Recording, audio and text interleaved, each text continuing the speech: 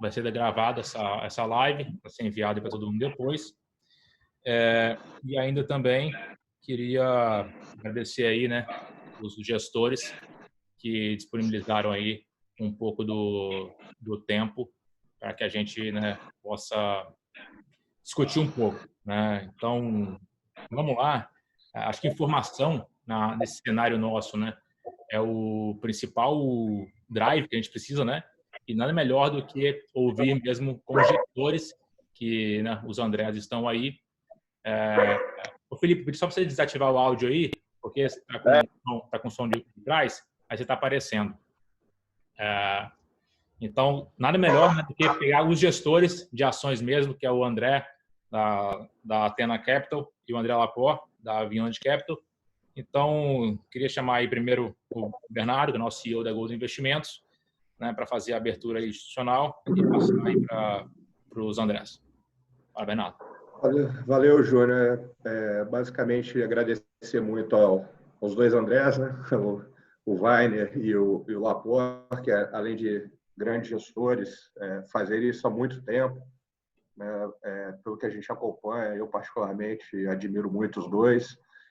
Ao longo desse tempo aí tem um histórico brilhante de gestão e, mais importante ainda, são pessoas fenomenais, né?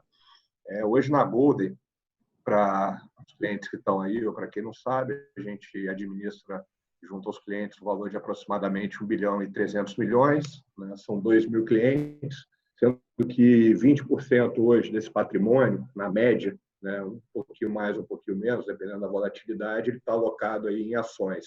Então, a gente optou, entrou em contato com o Weiner, da Athena, e com o Laport, para a gente bater esse papo, para trazer um pouco mais de informação e aproximar o contato da gestão, né, de fato, de quem está ali 24 horas no dia fazendo a gestão, né, com o público em geral.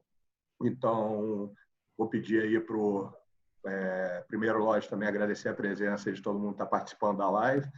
E vou pedir, então, para o Weiner e depois o Laport aí se apresentarem um pouquinho, falar um pouquinho aí da trajetória de cada um pouco da casa, e aí depois a gente começa o bate-papo aí. Mais uma vez, aí, Weiner, Laport, cara, brigadão, vocês fazem parte dessa história aí da Golden há muito tempo, cara. Obrigado. Legal. Obrigado, Bernardo, Júnior, pessoal da Golden, pela oportunidade mais uma vez.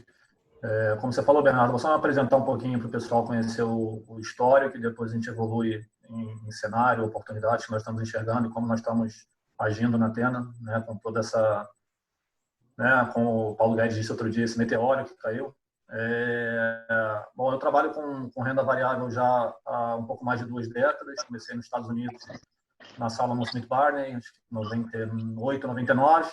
Eu tive minha formação no Brasil no Pactual como analista, e tive a experiência de começar a parte de renda variável da Gap, que era uma gestora bastante conceituada no Brasil, mais voltada para multimercado, né? Fiz isso durante 5 anos, e em 2008 eu fui abraçar o projeto da XP de criar o braço de gestão de recursos do grupo, né? Fiquei na XP por 5 anos e meio, mais ou menos 6 anos, onde eu saí para fundar a Athena com o conceito de uma casa pura de equity, tá? Então, todo o know-how da Athena, não só meu, mas de todos os integrantes, vem de renda variável, um histórico já bastante longo, e eu acho que é nessas horas que esse foco, que essa expertise deveriam se provar diferenciais, né? Não no mercado que a gente vive hoje, né? Quando eu acho que os critérios, se existem, são poucos, mas uma vez que a situação se normalize, né, eu acho que conseguir diferenciar o que é especulação do que é justo no que a gente está vivendo hoje em dia vai fazer uma diferença muito grande mais à frente. Tá bom? Eu acho que de introdução é isso, e eu deixo para o Laport e depois a gente vai evoluindo nas perguntas. Bom, boa noite a todos, boa final de tarde, né? Bernardo, obrigado aí pelo convite. Pô, vocês são parceiros de longa data e sempre ajudaram a gente bastante. Então, realmente um prazer estar nesse call aqui, até diria, num cenário bastante desafiador. Então, é assim que a gente até gosta de dar mais entrevistas, de dar mais, não, deixando você ao nosso dispor, porque é a hora que a gente mostra qual é a nossa cabeça e toda a experiência que a gente traz de anos aí de gestão. Eu, basicamente, sou carioca também, então comecei no mercado, basicamente, estou fazendo 29 anos de mercado. Grande parte da minha carreira foi fora do Brasil, me mudei para lá em 98, para Nova York, depois Londres, fui também pela Holanda, e basicamente fazendo gestão de macro e equities. E acabei, né, na última década da minha vida, fui sócio da Goldman Sachs, vim para o Brasil, abri ela aqui, e basicamente consegui, né, ao longo desses anos, executar aí um pouco do que eu sempre achei que deveria ser um modelo de gestão, e acabei abrindo a Vinland em 2018, junto com o James Oliveira, que é meu sócio, que co-gestor de todos os fundos comigo. E é uma casa que a gente tem um fundo macro, multimercado e fundos de renda variável também, não só long-only, como long bias. Tá? Maravilha, então. Obrigado aí pela apresentação. Pessoal, quem quiser fazer pergunta também, tá? Eu selecionei aqui umas 4 ou 5. E no final aí o Bernardo vai selecionar algumas perguntas também. Então pode jogar no bate-papo ali, o Bernardo vai filtrar e no final ele vai, né, dar a contribuição dele. Vamos lá então, direto ao assunto, né? Acho que todo mundo está online aí, são 63 pessoas online agora ouvindo vocês aí, fora, né? Acho que a gente vai mandar depois aí o vídeo gravado. Acho que todo mundo quer saber, né? Como é que estão... Como é que está a gestão de vocês? Vocês estão comprando? Vocês estão vendendo? Estão esperando? Né? Então, como os dois são o André, né? Quem é que vai começar? E vamos começar lá com o Wagner mesmo para manter a ordem, então? Então, André, Wagner, por favor, aí, como é que... Então, a gente começa com o Wagner. Como é que vocês estão gestando aí os fundos aí, né? Estão comprando, estão vendendo, estão esperando? Como é que é? Vamos lá. Júnior, nós estamos... Bom, inicialmente, né, quando a crise começou de forma mais aguda, nós tínhamos algum caixa ainda, né? Nós somos um fundo de ações, né? Só para relembrar, mas nós tínhamos mais ou menos 10%, 12% em caixa e desde então nós temos gradativamente aumentado a exposição. Eu acho que mais importante do que isso é a rotatividade de carteira para tentar aproveitar essas distorções que estão sendo criadas. No momento que o caixa do fundo já não existe em excesso, vamos colocar dessa forma, o relativo entre os papéis ganha muita relevância e é onde a gente mais tem gasto tempo. Tá? Então, como que nós procuramos trabalhar em termos de carteira a partir do momento que o coronavírus ficou mais nítido, né, o quão sério era, e não só para a saúde, né, que eu acho que é a preocupação primordial de todos nós hoje em dia, mas também os efeitos colaterais que isso vai gerar na economia, que é a segunda etapa que nós vamos viver, mesmo após o coronavírus estar mais controlado. Primeira coisa foi passar, né, muito tempo em cima dos modelos das empresas, testando solvência. Né? Esse é um ponto muito relevante para a gente. A gente não tem como medir a oscilação das ações de mercado. Né? Os últimos 2 dias são exemplos claros disso. Né? Nós tivemos 2 dias de, basicamente, Petro e Vale subindo muito forte e o resto, talvez tirando o setor elétrico, tudo caindo muito. Então, é difícil, a gente não tem controle, nunca, principalmente agora, em cima da oscilação do dia a dia de mercado. Mas a gente tem controle em cima do que está acontecendo com o caixa das empresas, a gente tem controle em cima de qual é o prazo de vencimento de dívida, de descasamento de ativo e passivo, de diferenciais de gestão. Então, o nosso foco está sendo nisso. Né? Então, focar em empresas que a gente tem bastante conforto, que vão passar por essa fase. Claro que vão ser afetadas, não tem como não ser afetado. Quando você fecha um shopping, quando você fecha uma loja, quando você mexe na renda do trabalhador, é claro que vão ser afetadas. Mas não só vão passar por isso, como principalmente, uma vez a situação normalizada, elas tendem, né, no bom sentido, a nadar de braçada em cima dos competidores, porque vão ter um balanço mais robusto, os diferenciais vão aparecer, e é sempre isso que acontece pós-crise. Né? As empresas que têm esses diferenciais mais nítidos, elas sofrem menos e muitas vezes nem sofrem, né, com a eventual desandada que a economia dá, porque a captura de mercado, de ganho de mercado, de market share, acaba que muito mais que se sobrepõe a isso. Tá? Então, o nosso foco está sendo nessa característica de empresa, aumentando no net a exposição, mas acho que mais relevante do que isso é rotacionando a carteira, né? Eu diria que o grosso dessa rotação já foi feita para ativos que caem dentro dessa característica. Maravilha. Então, Laporte, qual a visão de vocês em relação a isso? Bom, eu e James, eu acho que esse tempo todo de gestão, de experiência aí, deixou um certo trauma em nós dois, né? E principalmente eu, né? Em 2008, eu estava lá no olho do furacão, né? Dentro da gestão de um grupo bastante grande que a gente tocava dentro da Goldman, tinham 150 bilhões de dólares.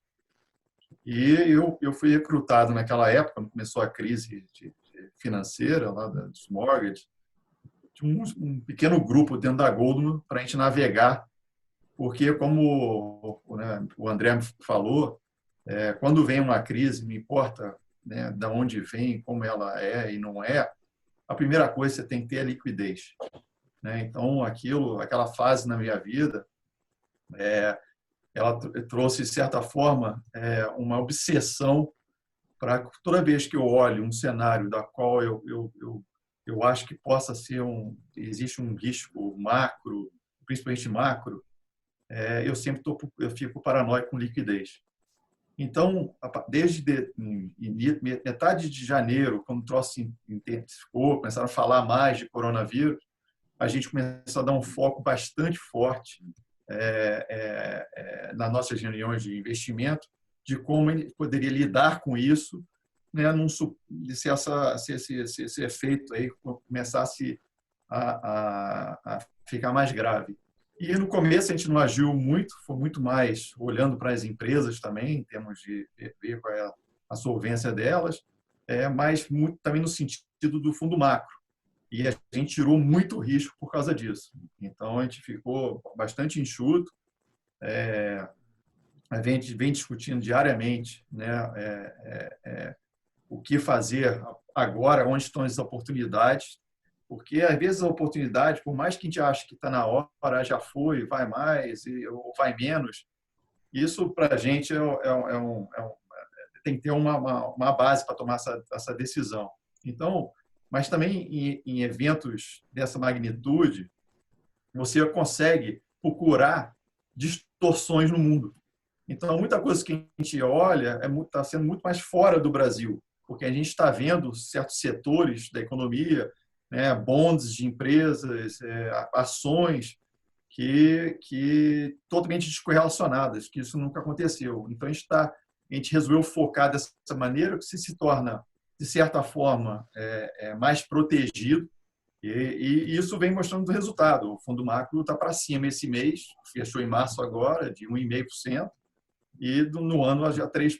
Então, a gente vem lidando com essa crise muito mais books bastante enxutos e explorando distorções e tentando entender, né, qual é o próximo passo, que eu, na minha perspectiva, eu estou extremamente preocupado com o cenário. Então, é um cenário que realmente você não consegue dormir hoje muito bem, por mais que você não tenha tantas posições ou riscos inerentes, mas é uma situação que eu não tô lidando com ela com uma simples solução amanhã. Eu estou lidando com ela um problema que pode se agravar muito mais e ter um impacto dramático dentro do cenário global, econômico global. Maravilha. Eu acho que sua resposta, né, e a do Weinert, sim, em uma questão ou outra, elas pareceram, né, ficaram parecidas em algumas coisas. Então, eu queria explorar mais um pouquinho do Weinert, que ele falou que ele, né, rotacionou ali algumas posições, né?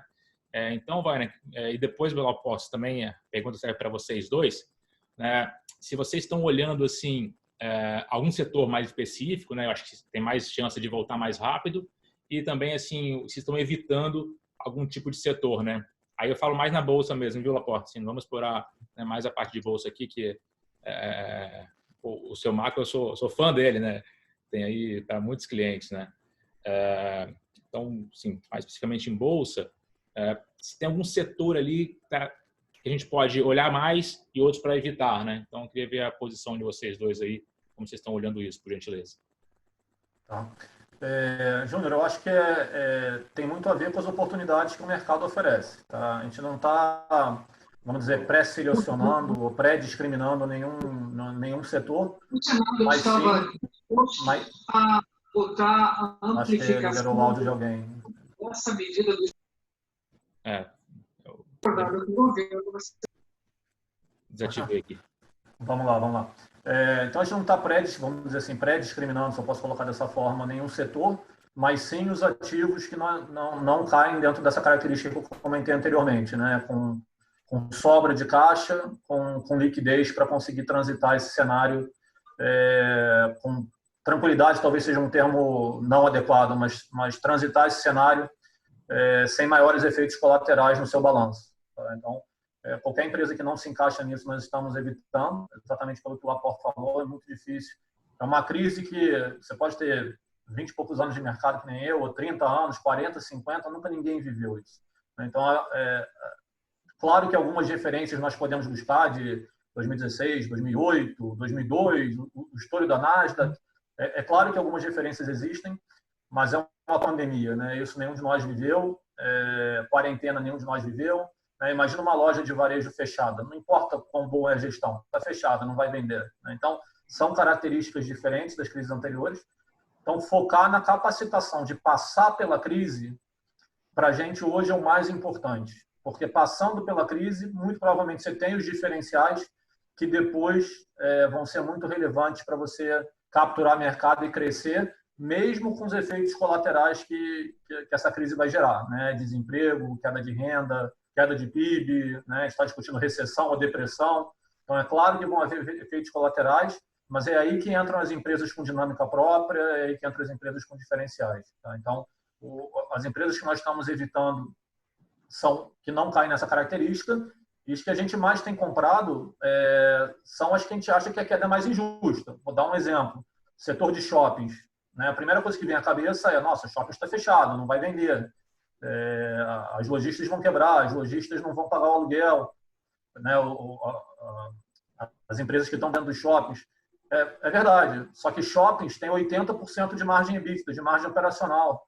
Então, quando você olha o impacto dentro do lucro dos shoppings, é muito menor do que uma empresa que só vai perder 30%, 40% de vendas, mas tem margem líquida de 5%.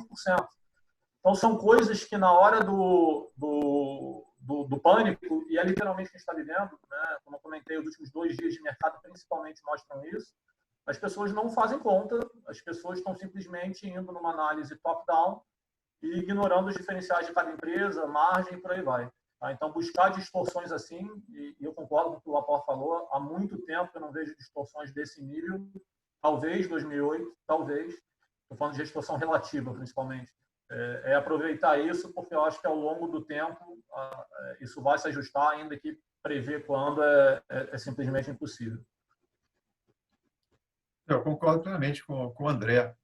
Eu acho que a parte também importante, né, é muito difícil, né, na verdade é quase impossível você acertar, né, na mosca, né, quando isso aí vai voltar, né?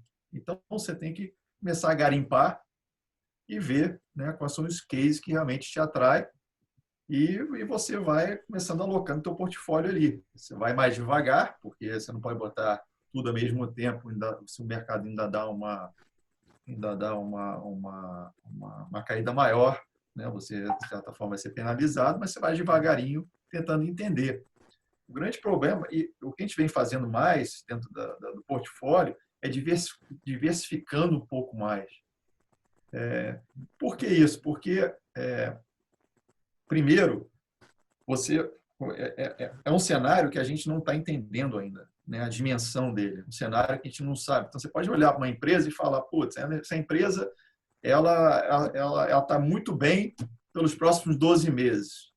E no 13º mês, no 14º mês, que começa a gerar um problema para ela? Porque, de novo, a grande questão aqui, nessa equação toda, é quanto isso vai perdurar, né? E qual vai ser o impacto, e etc. E a gente vai até falar um pouco mais de macro depois, só que a gente não tem a visão exatamente desse horizonte. E isso, né, uma empresa que pode estar indo bem hoje, que seja solvente daqui a 12 meses, talvez daqui a 2 anos ela não vai ser. Tomara que não perdure tanto tempo, mas cria outra parte que a gente olha bastante, até a parte do posicionamento do mercado, né? Porque o mercado, desde 2019, foi um mercado bastante comprador. E você, né, tem em termos de educação financeira, que eu acho que é muito importante para esse nosso debate aqui, tinha muita gente alavancado. Até um grande ponto que o André mencionou logo no começo do call, né, é você saber diferenciar o especulador versus do investidor de longo prazo, que faz lá seu dever de casa todo dia, que uma análise técnica e fundamentalista, etc. Então, quando eu olhei lá em fevereiro, lá no início, meio de fevereiro, uma das coisas que eu percebi que o número de operações a termo, ou seja, setores alavancados, né, de uma gama de especulador, era imensa, era para lá de 2 bi. Eu falei, meu Deus, isso aqui vai quebrar muita gente. E quem é primeiro a também dar sair fora das operações porque começa a chamar margem? São essas pessoas que especulam.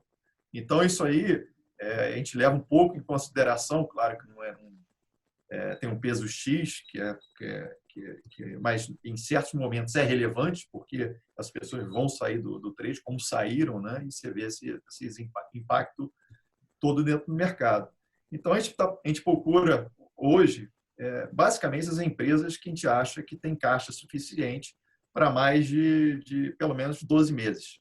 Eu falei, até mencionei da SPC, da Square, mas é em 12 meses. E a partir disso a gente começa a fazer o nosso trabalho.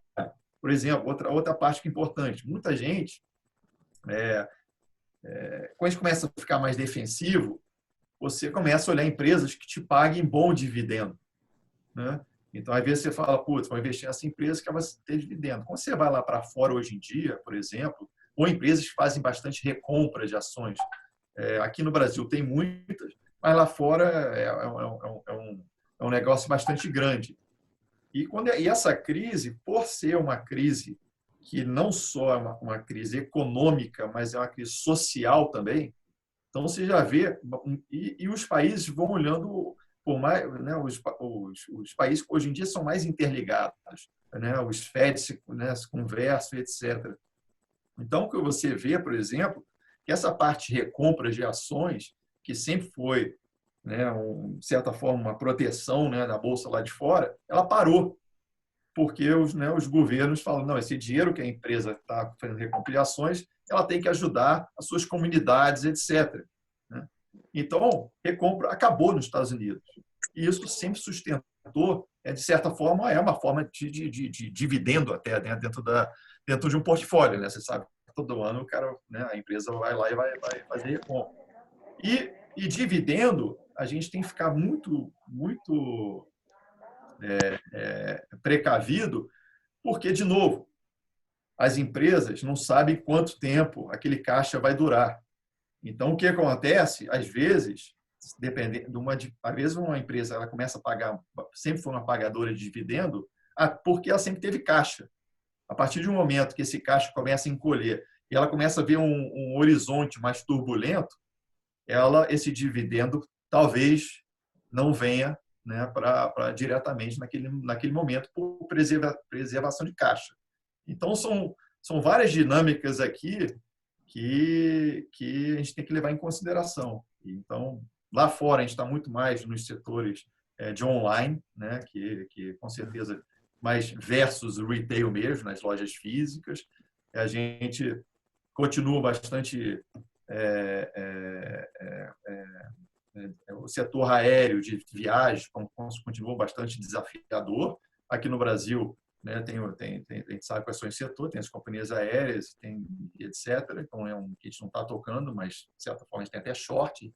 Né? A gente vende essas ações até sem ter como portfólio, dentro do portfólio normal.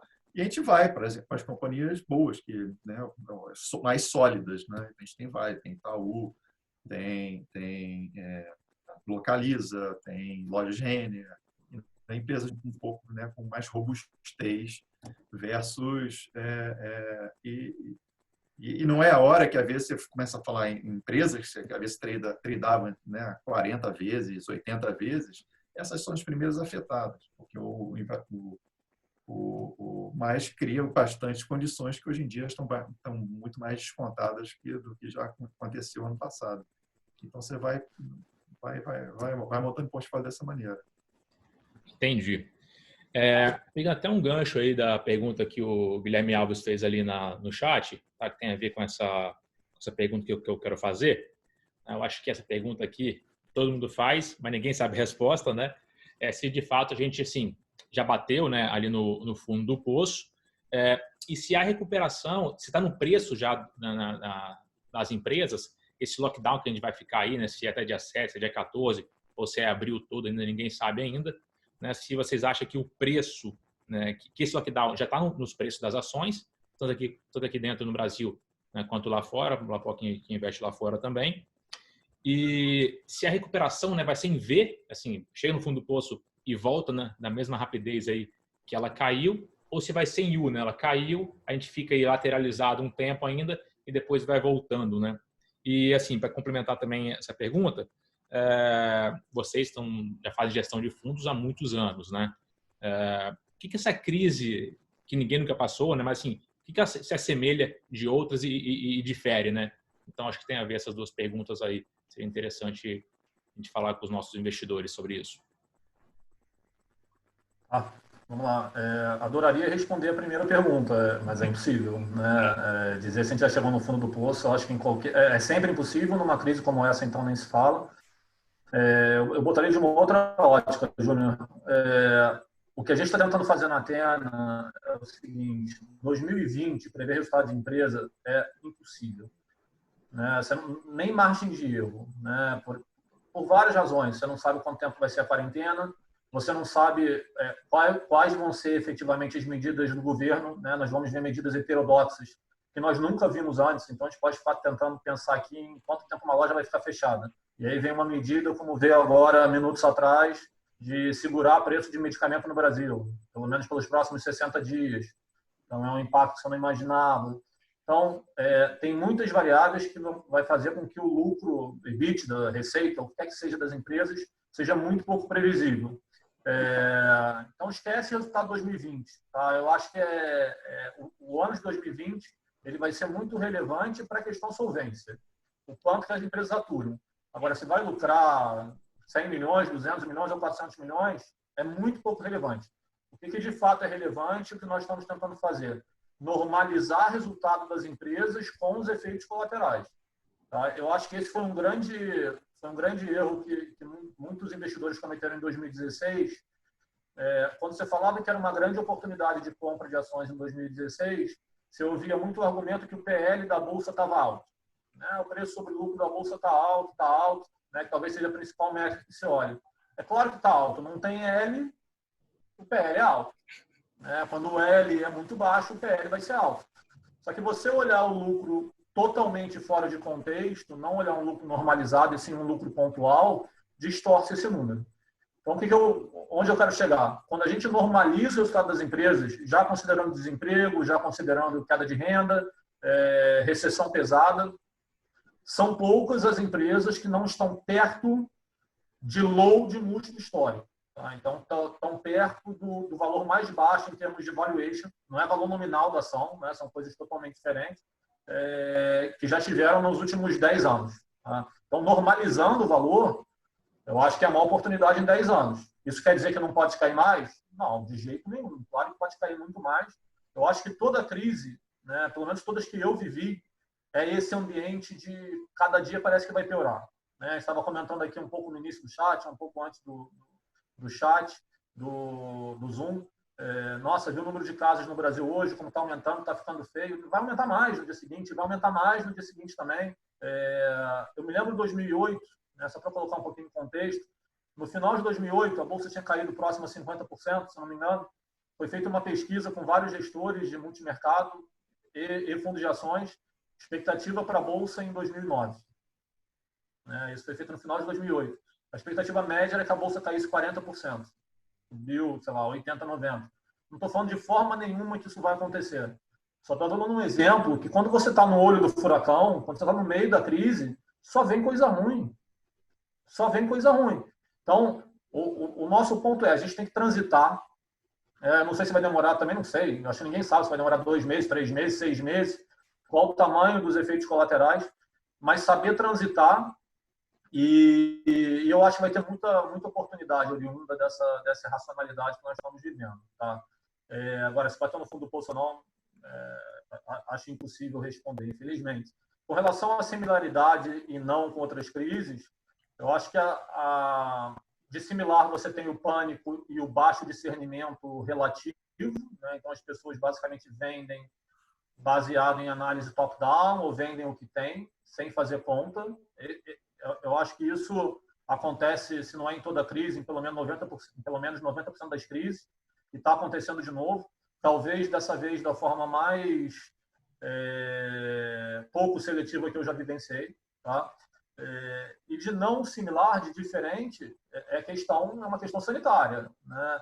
É uma questão de quarentena. Normalmente, quando você tem uma crise, como a gente teve no Brasil de 2014 a 2016, foi uma crise muito aguda, uma recessão, né, a maior da nossa geração, as empresas boas elas conseguem transitar melhor. Agora, não tem essa opção, porque as coisas estão efetivamente fechadas. Então, tem muita coisa que não se assemelha, mas o que se assemelha, eu acho que é o pânico, é o baixo discernimento, que está sendo, eu acho que, maior do que foi nas últimas crises. Bom, acho que a pergunta que a gente sempre faz ali no dia a dia do meu e do James é tentar entender onde a gente está nesse ciclo, né? E com certeza a pergunta é extremamente difícil, né? Porque de novo, como o André falou aí, existe uma incerteza bastante grande, né? E é uma crise que, bem ou mal, a gente passou por muitas crises, né, econômicas / financeiras. Hoje a gente está passando por uma crise dessa magnitude, mas também envolve um lado social bastante grande.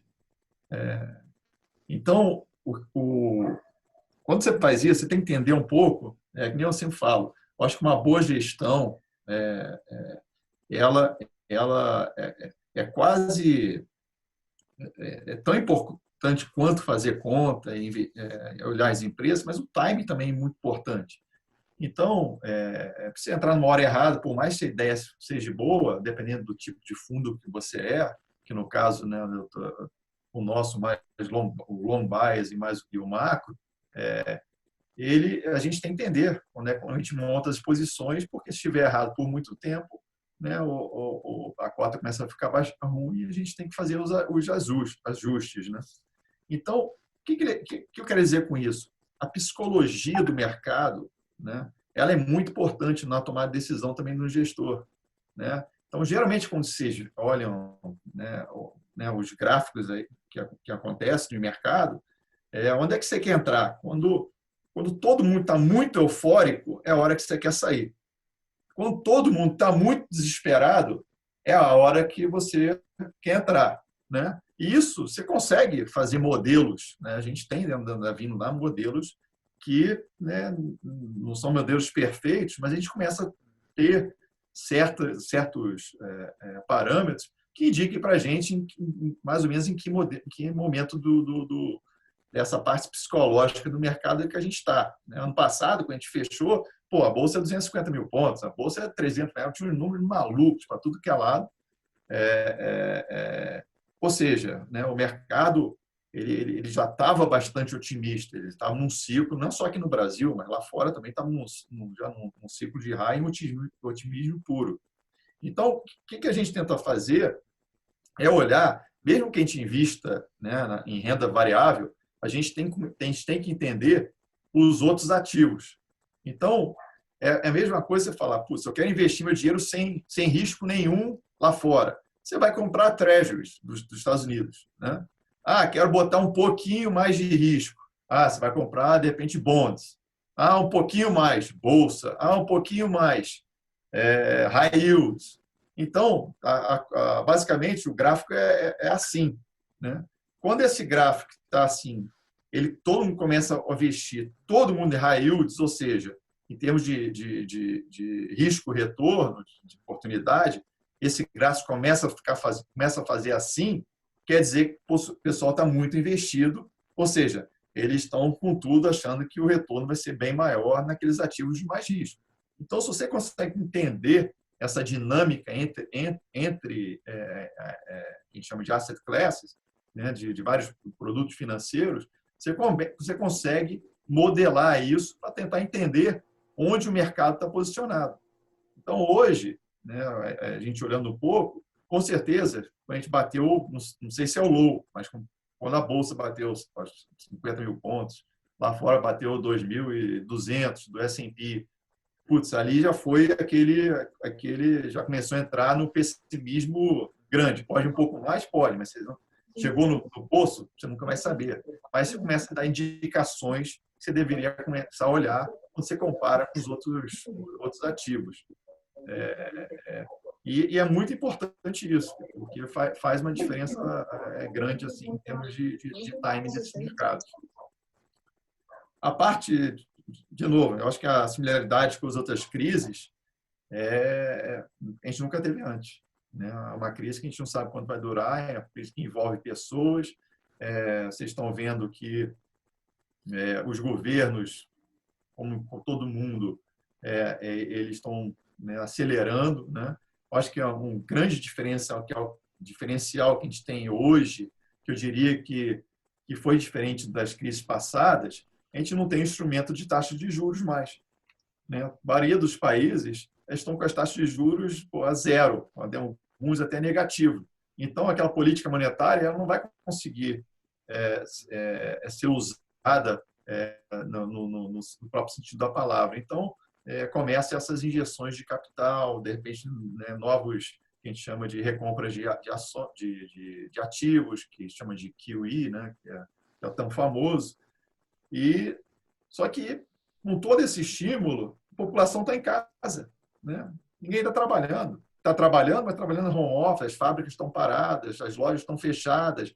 Então, esse estímulo todo, na minha cabeça e do James, a gente não consegue ainda, ótimo, vou te dar um estímulo de X, Y, Z de dinheiro.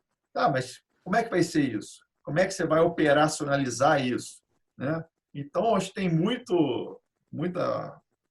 a intenção é boa, só que eu acho que quando você pega na ponta do lápis lá e tentar entender como isso vai ser feito, putz, ninguém sabe. Né? Enquanto isso, tem empresas quebrando no mundo inteiro. Né? Quando você vai, essa parte até foi um grande debate aqui no Brasil, essa parte de autônomos e etc. As empresas estão quebrando. Né? As empresas estão tentando manter caixa, não estão honrando contratos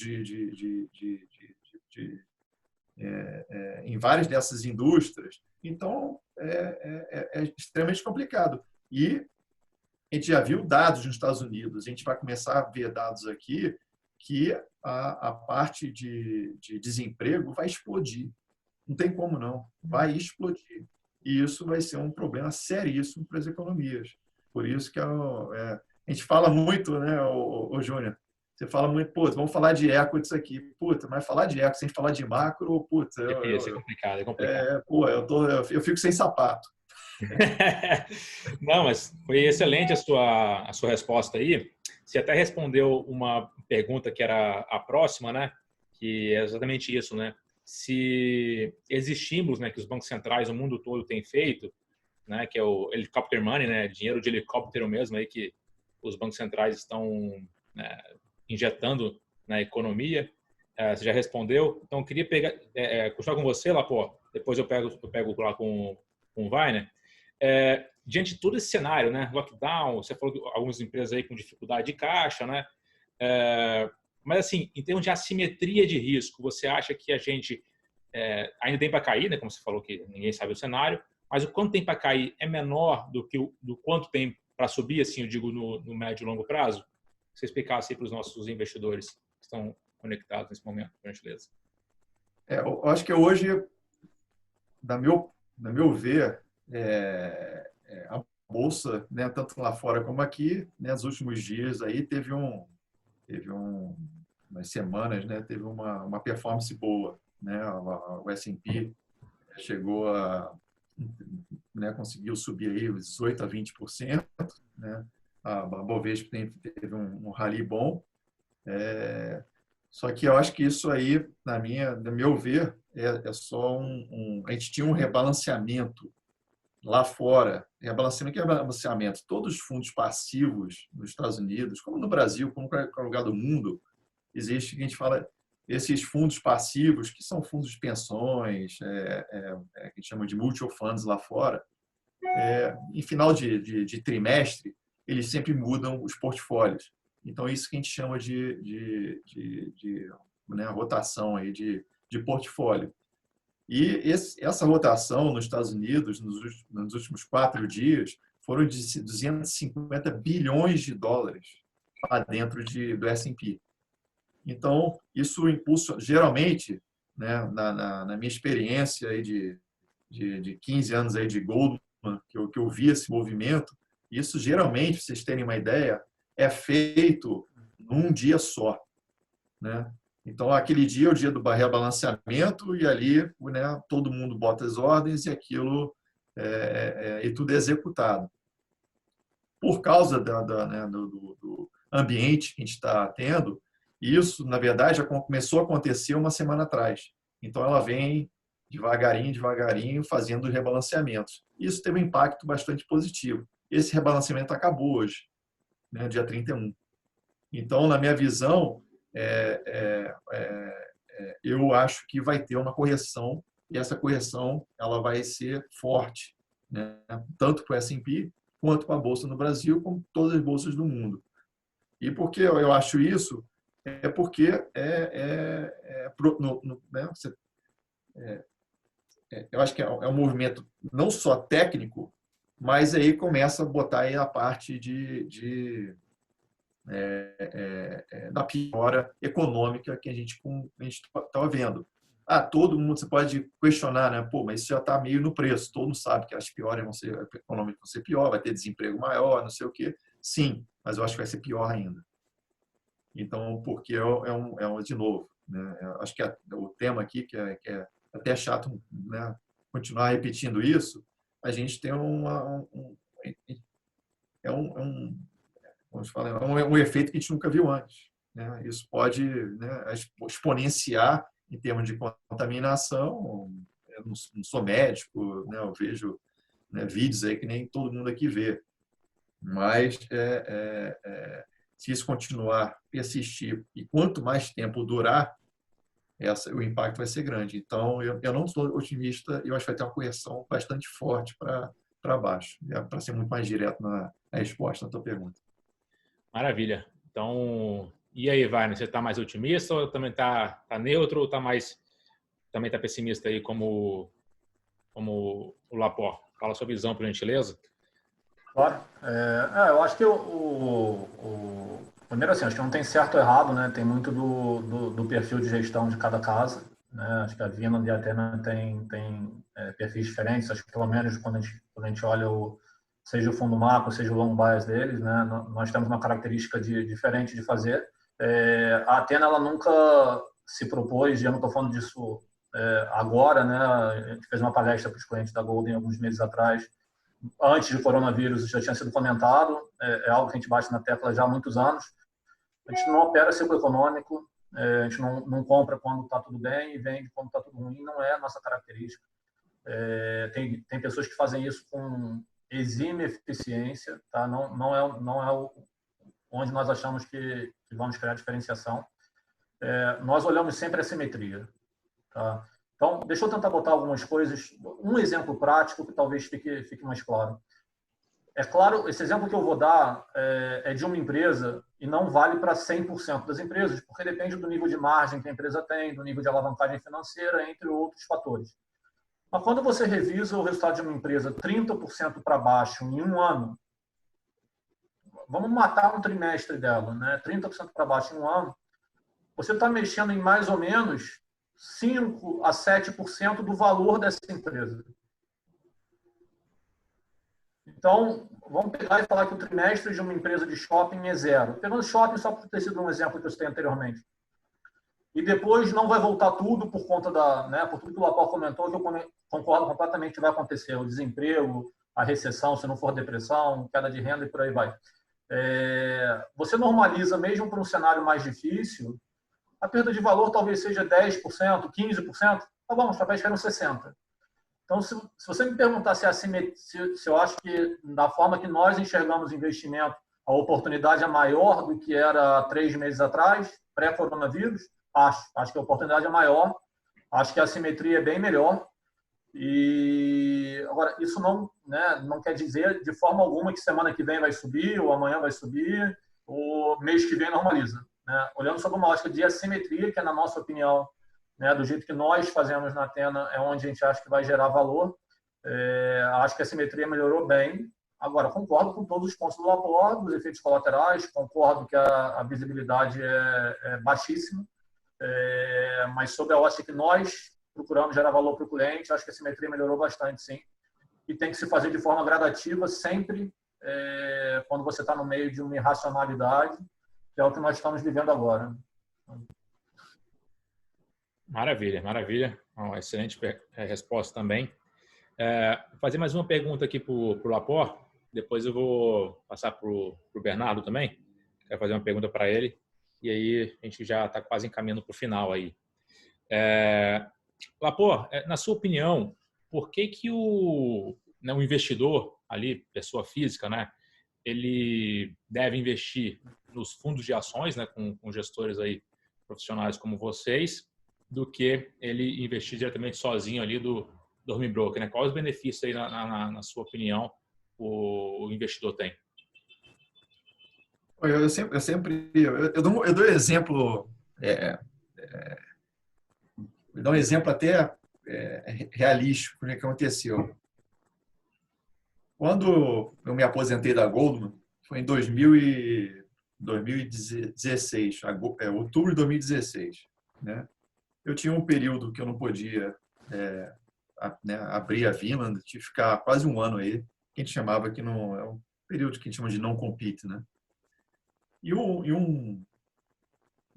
uma casa grande, um banco, por ser cliente, etc, falou, vamos almoçar com o presidente desse banco. Ele chegou para mim e falou, cara, eu tenho uma proposta excelente para você. Eu falei, qual é? Não, eu vou te dar alavancagem, eu vou te dar 4 telas de computador, vou te dar uma sala aqui, você vem para cá todo dia, treina feito um louco, faz suas apostas, etc. E, eu vou te dar um mega deal. Aí eu na hora, eu nem pisquei, Eu falei, isso nunca vai acontecer, Porque o poder de time, ele é insubstituível, O Lapor, ele nunca foi bom gestor sozinho, O que faz o sucesso de uma Vinland, do sucesso que foi a Goldman, é o grupo, Então, é quase que a aula que o André está dando aqui, Então, você fala, ele tem um time de X pessoas que pensam, 24 horas por dia em cima das empresas. Uma pessoa, um ser humano sozinho, vou conseguir fazer isso? Então, é isso que eu vejo. Você está comprando, na verdade, um time. São 20 pessoas, 30 pessoas que vão pensar para você e vão fazer você dormir bem, que entende de mercado, que já passaram por crises, que sabe como funciona a gestão. Então, eu de novo, por toda a experiência que eu tenho, eu tentaram me vender esse peixe e eu não. Eu naquele tempo que eu estava fora, eu peguei meu dinheiro e joguei na gestão de algumas casas, porque eu acho que é muito mais pertinente e vão pensar bem mais rápido que eu e mais eficiente que eu. Maravilha. Então, já que você foi citado aí na resposta do Lapor, se puder comentar alguma coisa também em relação a essa pergunta, por favor. Claro. Assina embaixo. Tem uma visão muito parecida, para não dizer idêntica. Eu adicionaria alguns pontos, né? Eu acho que você, como profissional de mercado, como uma gestora, você tem acesso que uma pessoa física não tem às empresas, né? Nós vivemos num país de frequentes mudanças, governo, tributária, fiscal, as próprias empresas, cenário competitivo no Brasil muda numa rapidez enorme. Você tem que estar, né, os dados, os balanços, os demonstrativos de resultados são públicos. O que a empresa vai fazer com o dinheiro que ela está gerando, com o lucro que ela está gerando, você só sabe conversando com a empresa, conversando com a alta diretoria. E isso você só consegue fazer como instituição. Você só consegue fazer sendo profissional de mercado. Então, eu acho uma ilusão achar que baixar balanço na internet, baixar, né, resultado operacional e botar isso numa planilha vai te dar uma visão de quanto uma empresa vale, você saber o que está acontecendo na empresa.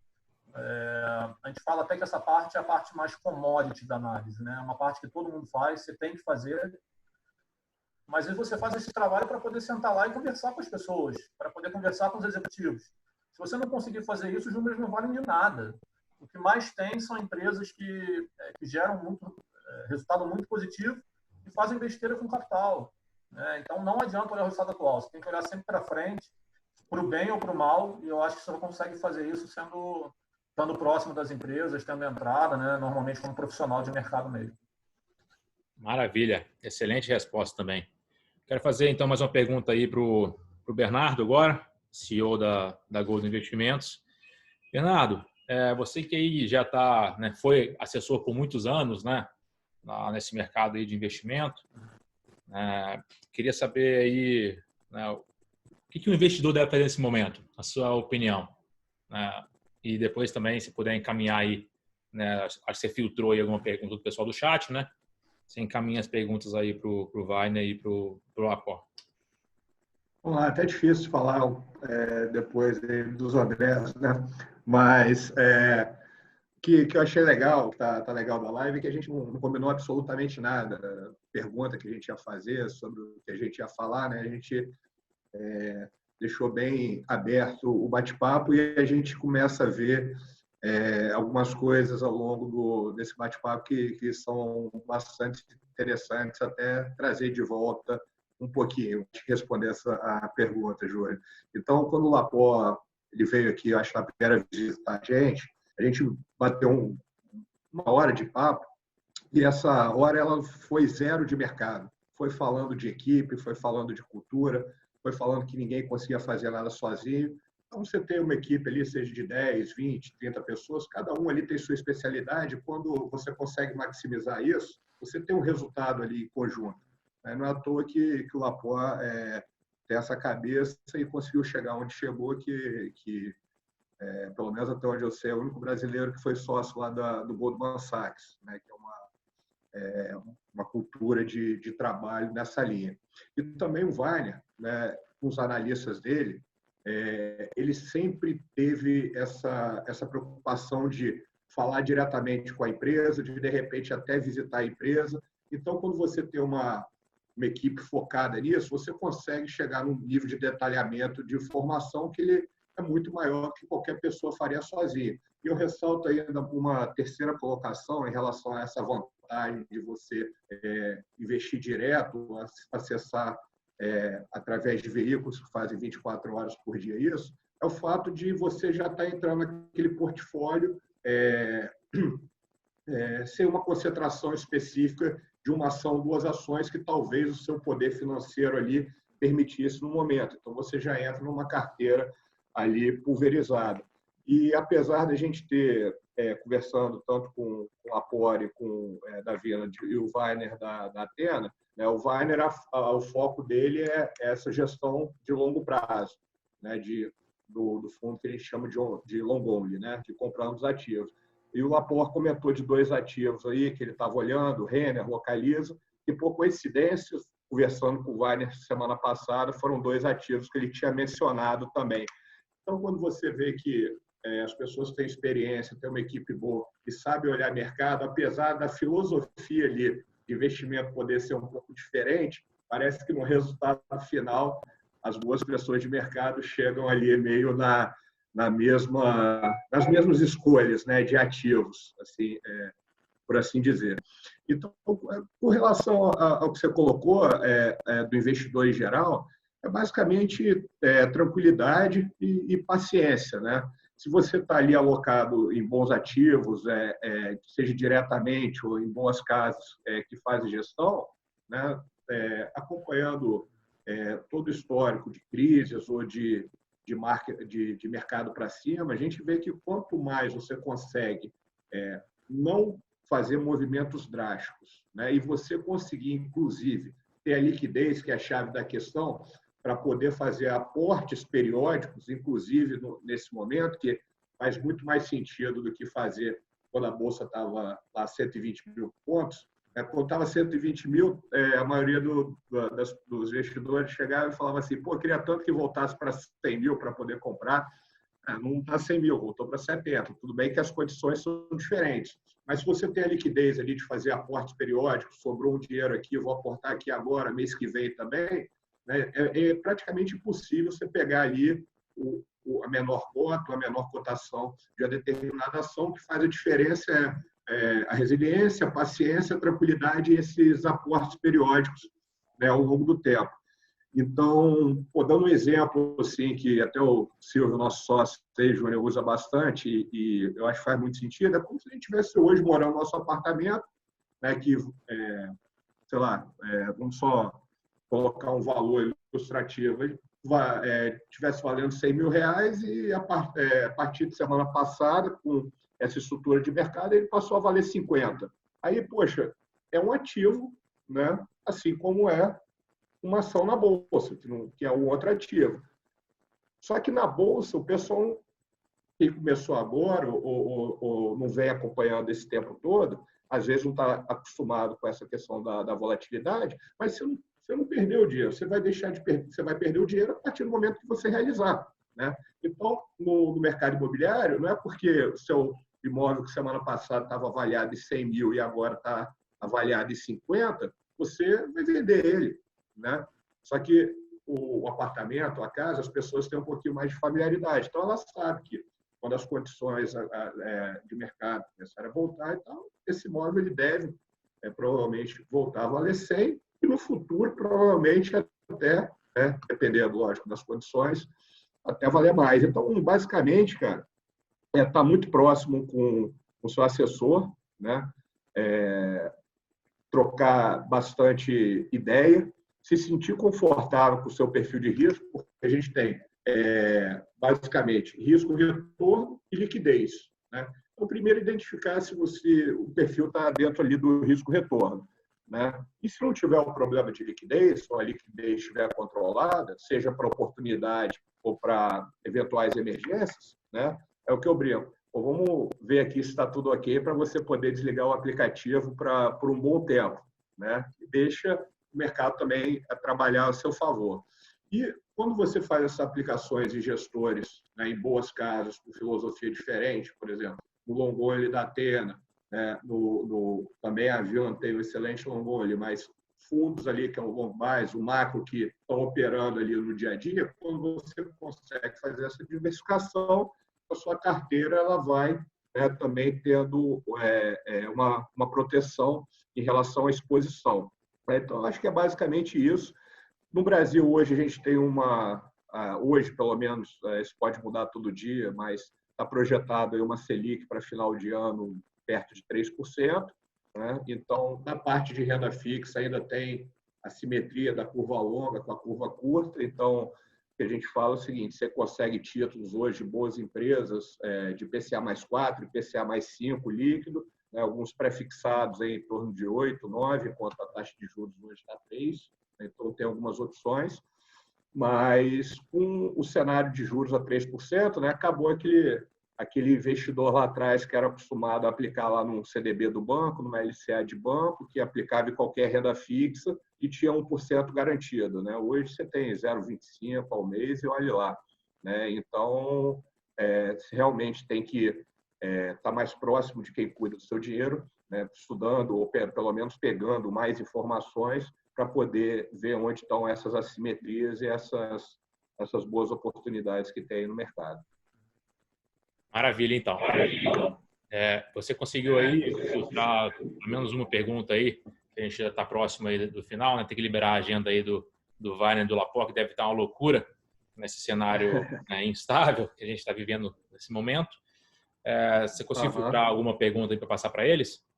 Tá, eu filtrei duas aqui, eu vou deixar uma pro Wagner primeiro e depois para o Laporte, mas já vou fazer as perguntas direto. Laporte, o Wagner primeiro. Essa noite foi noticiado lá alguns, né, índices de produção industrial lá da China. A gente não sabe até que ponto isso é confiável ou não, mas pelo que parece, né, a China deve recuperar, né, um pouco antes do resto do mundo. Você vê isso impactando empresas na nossa bolsa como Suzano, Klabin, Vale, que tem mercado ligado para a China.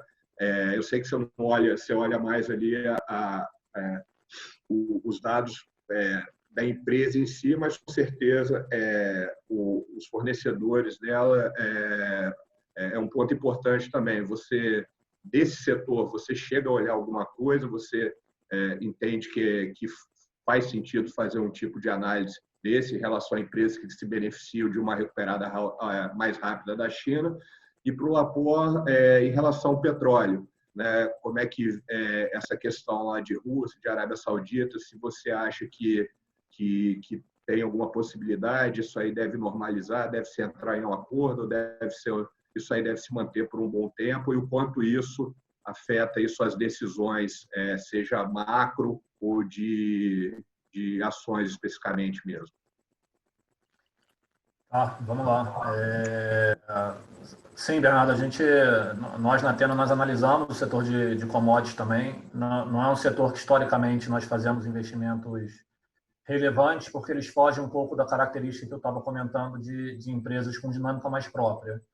Né? Você pega uma Vale, uma Petrobras, elas podem fazer o trabalho micro que elas quiserem. Se o preço do petróleo ou do minério for diferente do que a gente imaginava, boa parte do valor da empresa foi embora, independente de quão boa foi a gestão. Então, nós temos Vale na carteira, não temos Suzano, não temos Petrobras. E respondendo especificamente de China, como você bem comentou, os números normalmente são de difícil leitura, né? As coisas não batem muitas vezes, mas a China foi a primeira a sofrer com a epidemia e foi a primeira a controlar, né? Acho que você teve esse lado, se dá para dizer que é o lado bom, mas você teve o lado do comunismo, ajudou o controle e ajudou a botar de volta as pessoas no mercado de trabalho de uma forma rápida. Foi um primeiro dado, o dado veio muito forte, e não acho que foi à toa que tanto ontem quanto hoje as ações de Vale e Suzano performaram como performaram. Acho que muito disso já é influência de uma percepção dos investidores de que o grosso do impacto em commodities já veio e agora a gente vai ter um fluxo de notícia um pouco melhor. Como eu comentei, a gente tenta não operar muito essa questão de fluxo de notícia, leva em consideração, né, esse é um ponto importante também. O fato de nós sermos investidores de médio e longo prazo não quer dizer que nós somos private equity, né? Então, o nosso trabalho não fica restrito a identificar o valor de uma empresa, está barato, compra e esquece o que vai acontecer nos próximos 2 anos. Claro que não é assim. Então, isso tem que ser levado em consideração de alguma forma. Agora, se nós olharmos o preço de qualquer ação de commodity e ficar a percepção de que essa melhora já foi para o preço, nós vamos sair. Então, acho que sim, interfere. Eu acho que isso explica boa parte do descolamento de preço que teve de commodity para não commodity nos últimos 2 dias. E agora, a China sozinha, né, vamos pegar o setor a China sozinha, com o mundo sendo afetado, ela vai voltar a sofrer em números, não tem jeito. Né? A China, vamos pegar minério, por exemplo. A China, ela exporta vamos botar só entre aspas, mais ou menos 10% do que ela produz de aço. Tá? Então, na teoria, não deveria ser muito afetada a produção de aço na China, independente do que aconteça no mundo. Só que ela exporta muitos bens acabados. Então, mesmo que a produção local seja muito mais relevante, se ela começar a exportar menos veículo, menos maquinário, isso vai afetar a produção local. Então tem que tomar muito cuidado com esses números chineses, porque eu acho que eles podem ter um respiro de curto prazo e depois voltarem a sofrer. Não como sofreu, né? A China estava parada, então acho que os números do mês passado foram irreais também. Mas eu não acho que a recuperação, essa recuperação que você mencionou, foi em V, né? Até a pergunta do Júnior anterior. Em um mês e meio, voltou basicamente tudo. Eu não acho que isso é recorrente. Os números deveriam ficar mais fracos. Não sei se eu respondi a sua pergunta. Bora brincar? E se você puder também comentar um pouquinho o que você acha dessa questão assim, da China ser a primeira a se recuperar e depois um pouquinho da conjuntura aí da questão do petróleo também. Eu acho que seria interessante para a gente continuar o papo. Eu acho que eu concordo. Eu acho que a China, com certeza, ela, apesar que os números lá são bastante, diria assim, é difícil você realmente entender, né, profundamente e quanto verdadeiro é. E o que eu tento fazer, grande parte, é começar a olhar para os vizinhos. Então, por exemplo, a Singapura, que foi um país que também teve um pouquíssimo impacto, porque ela logo fechou todo mundo nas casas e fizeram todo o dever de casa. Eu estava falando com uma pessoa da Goldman essa madrugada e está voltando os casos para lá. Por quê? Porque as pessoas que não eram de Singapura começaram a voar para Singapura. Então, os caras vão para um lockdown a qualquer momento. Ou seja, vão ficar em casa por qualquer momento, vão começar a ser impactados por isso. Então, na China, eu acredito que, com certeza, eles estão na frente de todo mundo, mas eu acho que pode ter uma segunda onda, que é muito difícil a gente também saber exatamente, né, se os dados são verdadeiros quando eles publicam. Então, assim, em termos de mundo, eu acho que o que me parece mais provável, se a gente fizer uma escala aí, quem sai primeiro dessa, né, eu diria que vão ser os Estados Unidos e a China. E o resto principalmente os emergentes, vão sofrer muito. O Brasil, acho que até menos que os outros emergentes, mas eu acho que o impacto dentro do global, esses dois países tendem a sair primeiro. Em relação ao petróleo, é mais uma variável aí que a gente nem tocou aqui, a gente pode falar até no outro episódio, etc.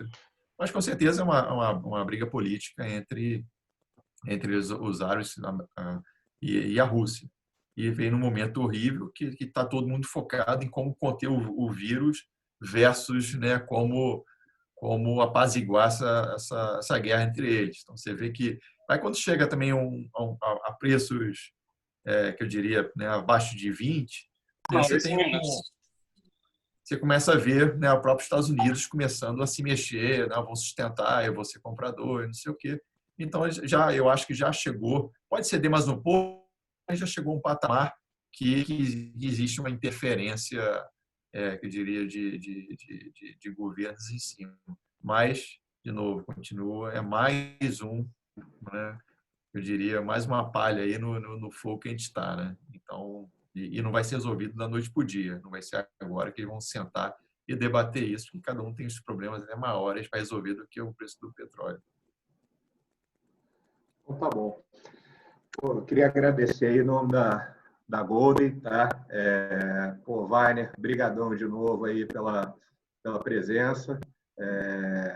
Poxa, acho que desde o evento que a gente fez uns 2 meses atrás aqui, a gente já estava projetando fazer um outro que envolveria aí o Laporte, né, que veio aqui também o ano passado, mas com essa quarentena a gente acabou fazendo ele não físico, mas virtual, e acho que acabou sendo ótimo, e para quem não teve a oportunidade de ver, está gravado, a gente depois vai mandar o link para todo mundo. Então, eu queria agradecer aí todos os clientes, as pessoas que entraram aí na live com a gente. Se não deu para passar todas as perguntas aí, depois a gente vai procurar responder.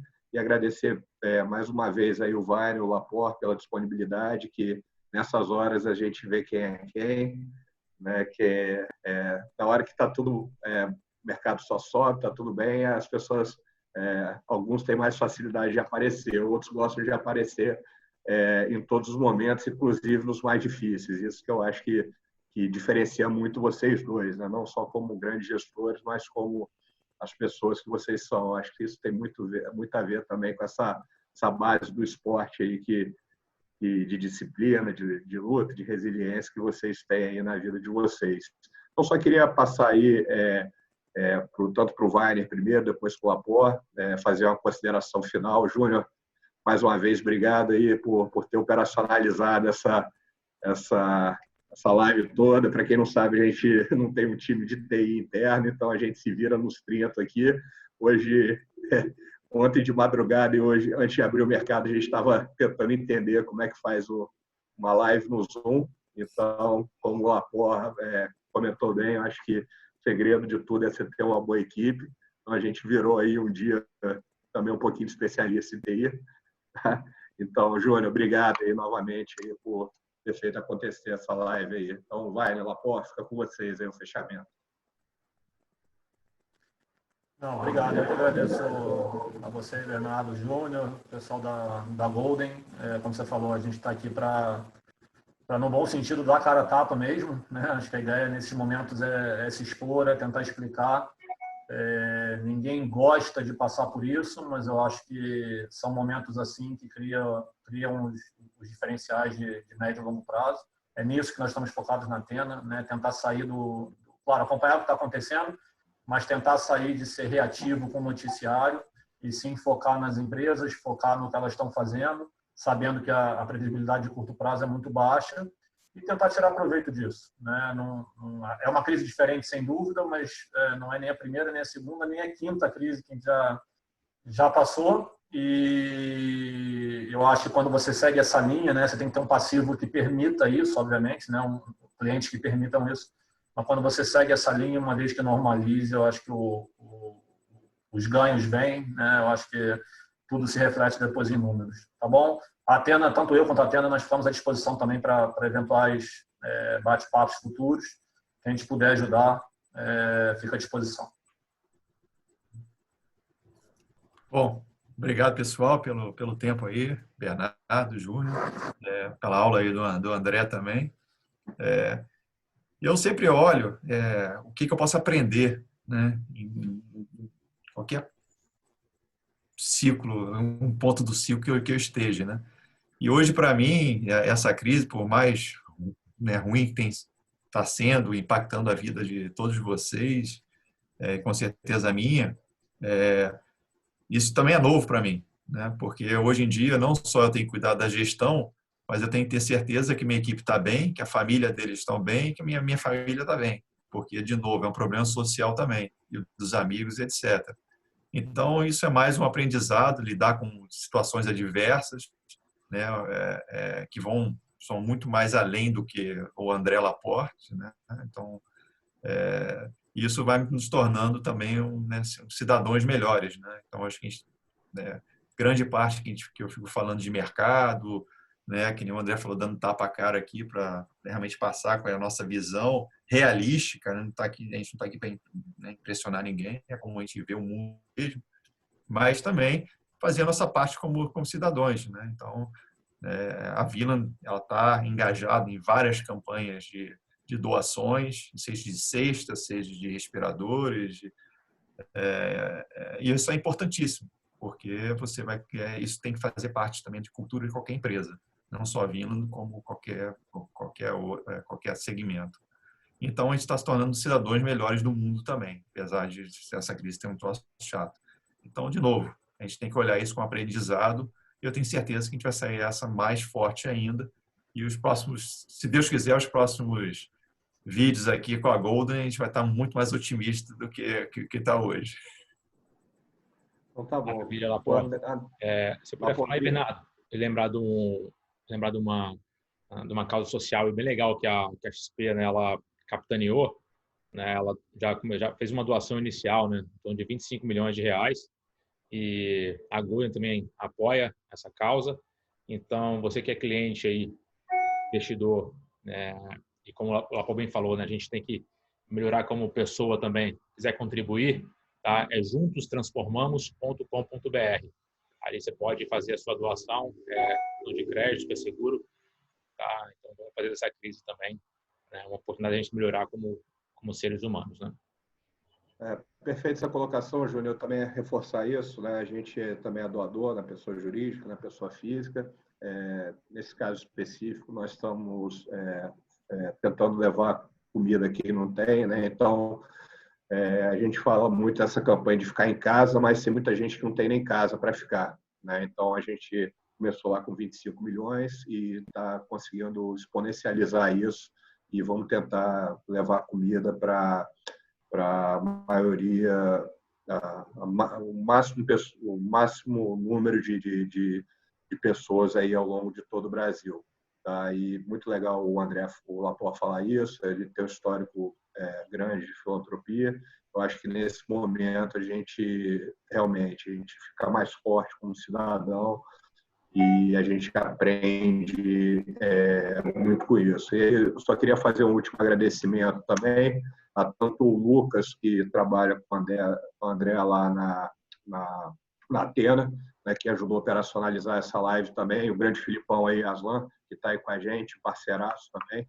Obrigado aí pela presença e está sempre à disposição aí da gente, mas para a gente terminar mesmo, essa mensagem ela é importantíssima. Eu acho que a gente está no momento de ser um pouco mais solidário, devolver um pouco mais para a sociedade do que a gente conquistou, e se cada um puder ajudar, não só nessa questão das campanhas maiores, mas quem puder olhar ali para uma pessoa que trabalha no seu prédio, a moça aqui que às vezes vai na sua casa, que tem família, quem puder ali adotar uma pessoa mais próxima e ajudar nesse momento, eu acho que é fundamental. Tá bom? Eu queria terminar só com essa mensagem. Júnior, você fecha aí? Cara, acho que está mais do que falado, né? Finais aí. Só falar aí que vai ficar gravado amanhã nas redes sociais da Golden. Eu envio o link para todo mundo. E vai chegar no e-mail também. Muito obrigado, pessoal. Tá bom. Um abraço. Pessoal, obrigado aí. Valeu. Valeu.